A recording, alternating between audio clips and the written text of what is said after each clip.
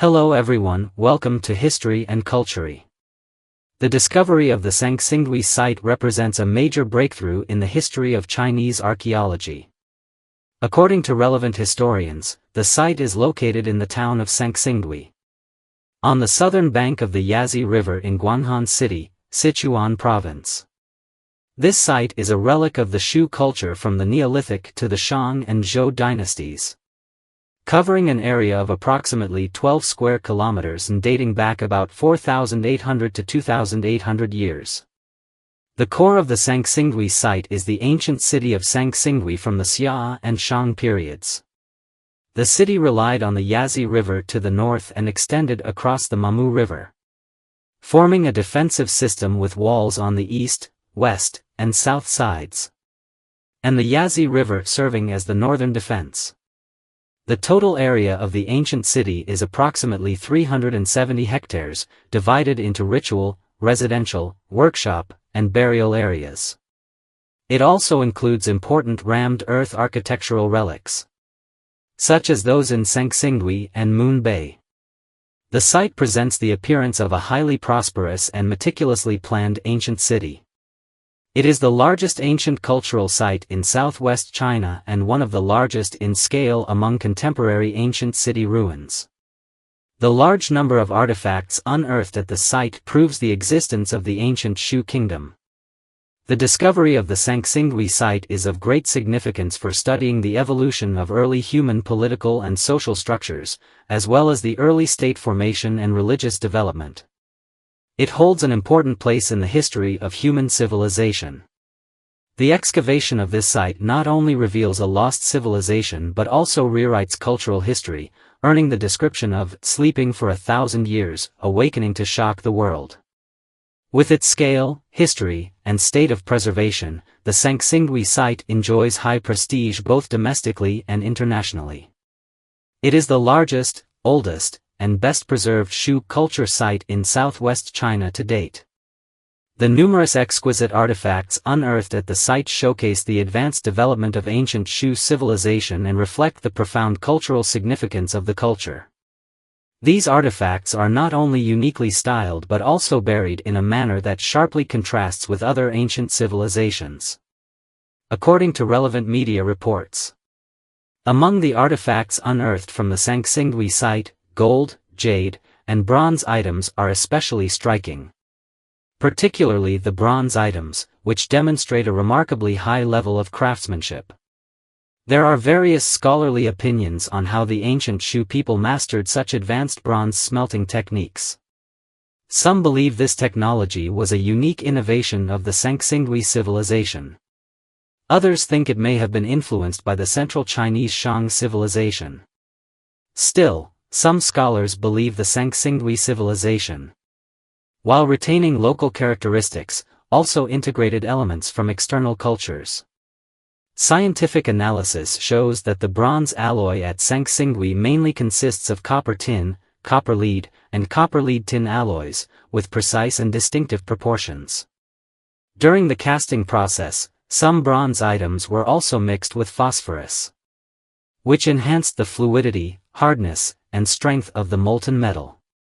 Notably, calcium elements were discovered for the first time on the bronze tree, a discovery unprecedented in the history of bronze. From a casting technology perspective, Sanxingdui employed various methods such as the lost wax method, shell molding, claw casting, and forging techniques. These methods are significantly different from the bronze casting techniques of surrounding civilizations. Therefore, scholars speculate that the ancient Shu people may have created a unique bronze civilization thousands of years ago, showcasing their profound cultural charm.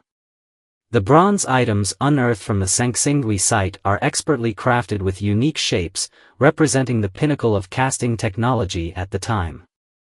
The gold-making techniques, such as hammering, molding, and gluing, also demonstrate the advanced technological level of China's Bronze Age.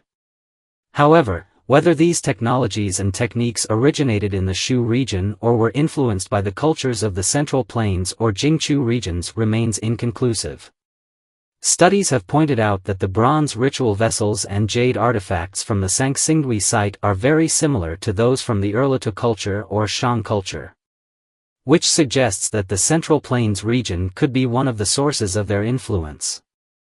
It is noteworthy that the bronze ritual vessels from the Central Plains were primarily used to hold wine and other offerings for sacrifices, while marine shells have been found in the ritual vessels at Sanxingdui. This could indicate different cultural uses. Some believe these ritual vessels might have been gifts received by the ancient Shu state from the Central Plains dynasty, and thus were cherished rather than used as ordinary containers. However, this view has not been confirmed, and many mysteries of Sanxingdui remain a subject of debate among archaeologists, with no definitive answers yet.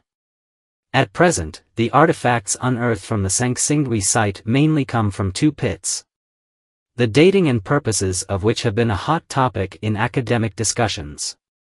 Scholars have proposed different views on the dating of these pits, with some suggesting they belong to the Shang dynasty, the late Shang and early Zhou periods, the Western Zhou, or even the Spring and Autumn and Warring States periods.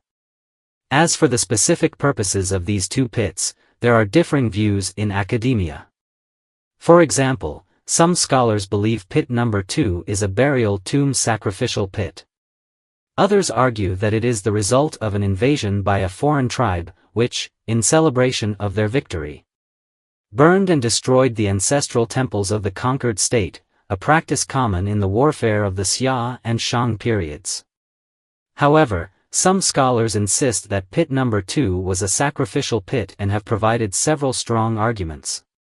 Firstly, after more than half a century of investigation and excavation, archaeologists have confirmed that no burial areas have been found near pit number 2. Additionally, during over a decade of brickmaking and soil collection in the nearby brick kiln, no traces of burials were discovered. Therefore, scholars believe the possibility of pit number 2 being a burial sacrificial pit is very low. Secondly, according to ancient records, while there were conflicts during the succession of the ancient Shu state, there is no evidence to suggest that the ancestral temples were completely destroyed. This further weakens the possibility that pit number 2 was a burial pit. Furthermore, archaeologists discovered that the artifacts in pit number 2 were arranged in a very orderly manner, with many similar items grouped together, indicating that the placement of these artifacts had a specific purpose rather than being randomly placed. This orderly arrangement also supports the view that pit number 2 was a sacrificial pit. In addition, the bronze human heads, human face images, divine trees, and jade ritual vessels, such as Bai, Yuan, Zhang, and Ji, unearthed in pit number 2 are all related to sacrificial activities. Notably, the patterns on the jade zhang may reflect the sacrificial ceremonies of the ancient Shu people. It is also worth noting that the artifacts from pit number 2 generally show signs of fire damage. Based on historical records, it is speculated that the sacrificial activities at that time might have included offerings to the sky, Fanliao, burying offerings to the earth, Yimai, and hanging offerings on mountains, Xuanfu. Therefore, some scholars suggest that pit number 2 may be the site of an important sacrificial activity. Although different hypotheses about the specific nature of pit number 2 exist, no conclusion has been reached yet. It is worth mentioning that many unique symbols are engraved on the bronze and pottery artifacts unearthed at the Sanxingdui site. These symbols are distinctly different from the oracle bone script of the Shang dynasty. Archaeologists currently refer to these symbols as Bashu pictographs. These pictographs mainly appear on bronze weapons, musical instruments, and seals, with common symbols including tiger stripes, floral patterns, and palm patterns. Research has shown that the Bashu pictographs consist of more than 200 different symbols, and the same symbol may appear on different artifacts, indicating that these symbols were not randomly engraved but held specific meanings. Some experts from the Sichuan Provincial Museum of Literature and History believe that the Bashu pictographs could be an early form of ancient Chinese or Bashu writing. Other scholars speculate that these symbols might be the marks of craftsmen or tribal emblems.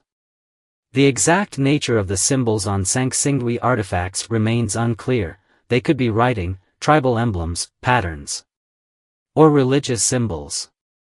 In summary, deciphering the mystery of the Bashu pictographs would be of great significance for understanding the Sanxingdui culture in depth and could reveal major cultural secrets.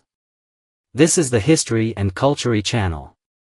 Liking and subscribing are the greatest help and support to us. Thank you everyone and see you in the next time.